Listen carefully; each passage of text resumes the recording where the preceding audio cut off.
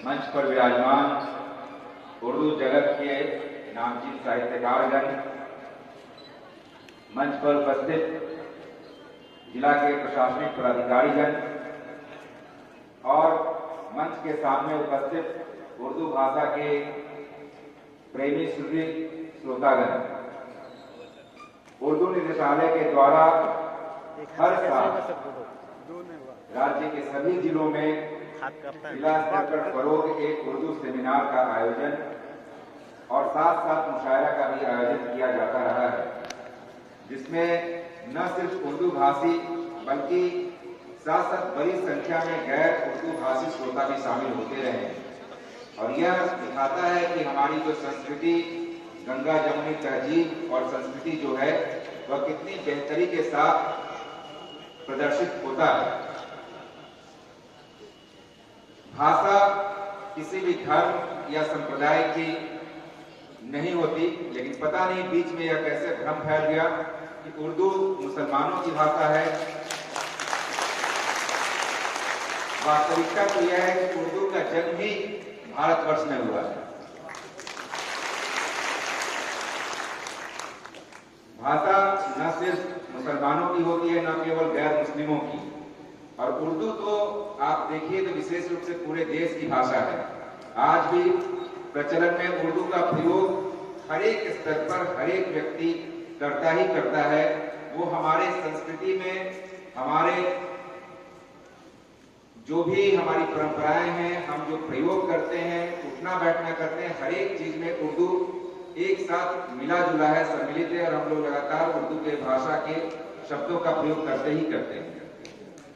उर्दू का जन्म भारत में हुआ और इसी देश की मिट्टी में यह पल बढ़कर इतनी विकसित हुई कि इस भाषा में बड़े बड़े साहित्यकार, कवि और अन्य विधाओं के कलमकारों ने विश्व स्तर पर अपनी कीर्ति फैलाई, अपना यश हासिल किया। हम लोग मुंशी प्रेमचंद को सभी लोग जानते हैं। मुंशी प्रेमचंद मुसलमान नहीं थे, इसके बावजूद वे उर्दू के प्रथम पंक्ति के साहित्यकार माने जाते हैं और जितनी पकड़ उनकी उर्दू भाषा पर रही है शायद और किसी की नहीं। इसी प्रकार उर्दू शायरी में चंद्रभान का नाम हम लोग लें तो उनकी भी महानता सभी लोग जानते हैं। एक और उर्दू भाषा के महत्वपूर्ण स्तंभों में अमीर खुसरो, मीर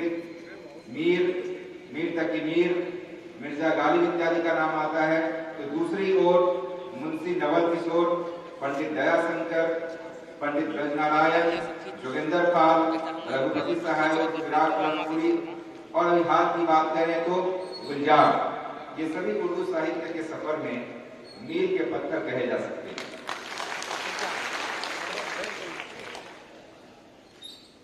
कई व्यक्ति और मैं भी उर्दू का बहुत अच्छा जानकार नहीं, लेकिन बातचीत में निश्चित रूप से कई 50% से भी अधिक शब्दों का प्रयोग उर्दू भाषा से किया जाता है और मैं भी क्या हर एक व्यक्ति उर्दू भाषा में जितनी नजाकत, जितनी नफासत है, जितनी खूबसूरती है, हर एक व्यक्ति चाहे वो हिंदी बोल रहा हो, उर्दू के शब्दों का प्रयोग अपने बात को बेहतर तरीके से करने में, सुंदर बनाने में जरूर करता है। उर्दू भाषा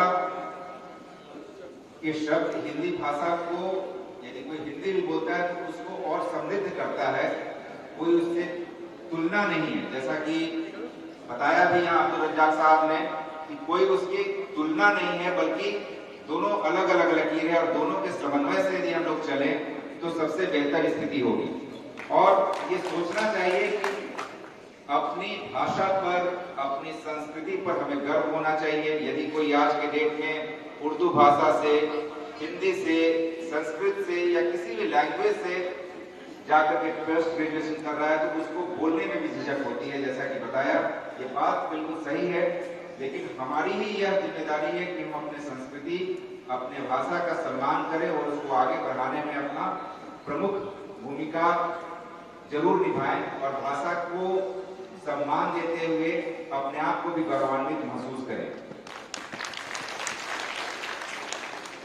उर्दू भाषा का कैनवस बहुत विशाल है। यह अन्य भाषाओं के शब्दों को आसानी से ग्रहण कर लेती है।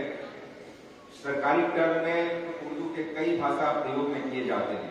यदि आप देखें तो सिर्फ जो एडमिनिस्ट्रेशन है, प्रशासन है, उसके जो महत्वपूर्ण शब्द हैं सभी भाषाओं के मेल से बने हुए हैं। जिला, तहसील ये उर्दू फारसी के शब्द हो जाएंगे। अंचल, पंचायत हिंदी भाषा के हैं। ब्लॉक, सब डिवीजन इंग्लिश भाषा के हैं। प्रत्येक भाषा के सहयोग से हमारे समाज में लोग एक दूसरे के साथ कम्युनिकेशन कर रहे हैं, संवाद स्थापित कर रहे हैं। उर्दू ने सबको अपनाया है। दो पुरुष आपस में दोस्त होते हैं तो दोस्त फारसी का शब्द है। दो लड़कियां सहेली होती हैं तो सहेली हिंदी भाषा का शब्द है। इसी प्रकार जो हम लोग आम बोलचाल की भाषा प्रयोग करते हैं, बैंक है, स्टेशन है, क्लब है, तो दूसरे भाषाओं के शब्दों को अलमीरा है, पुर्तगाली भाषा का शब्द है, लेकिन इसको हम लोगों ने प्रयोग में लिया तो कहीं भी तुलना नहीं है, कहीं भी प्रतिस्पर्धा नहीं है, बल्कि मेल जोल के साथ आगे बढ़ने की बात होनी चाहिए और वही उर्दू भाषा यह बात करती है। बिहार सरकार ने उर्दू भाषा को तरक्की के लिए, उर्दू भाषा की तरक्की के लिए लगातार काम किया है और उसे राजभाषा का दर्जा दिया है। और न सिर्फ बिहार बल्कि देश के 5 राज्यों में उर्दू को राजभाषा का दर्जा है और उर्दू को सरकारी प्रयोग में करने का लगातार प्रयास किया जाता है। और इसके लिए उर्दू निदेशालय गठित है जिसके माध्यम से लगातार इन चीजों की समीक्षा भी की जाती है। प्रत्येक प्रखंड में, अनुमंडल में उर्दू अनुवादक का पदस्थापन किया गया है ताकि जो उर्दू समाचार पत्र या उर्दू में कोई व्यक्ति अपना आवेदन सरकार के समक्ष देते हैं तो उसका उर्दू से हिंदी रूपांतरण या हिंदी से यदि आवश्यक है उर्दू रूपांतरण करने की तो उसका रूपांतरण किया जा सके, इसके लिए सरकार ने व्यवस्था की है। इसके अतिरिक्त पिछले 5-7 वर्षों में ही एक नया महकमा, पहले सिर्फ कल्याण विभाग चलता था जिसके अंतर्गत अल्पसंख्यक कल्याण की बातें होती थी, लेकिन एक नया महकमा बनाया गया, माइनॉरिटी वेलफेयर ऑफिस, और तमाम सुविधाएं दी गई, इंफ्रास्ट्रक्चर दिया गया, पदाधिकारी दिए गए, उसके अंतर्गत अन्य कर्मी दिए गए और कई तरह की योजनाएं चलाई जा रही हैं जिसमें उर्दू भाषा के विकास को भी एक महत्वपूर्ण स्थान दिया गया है।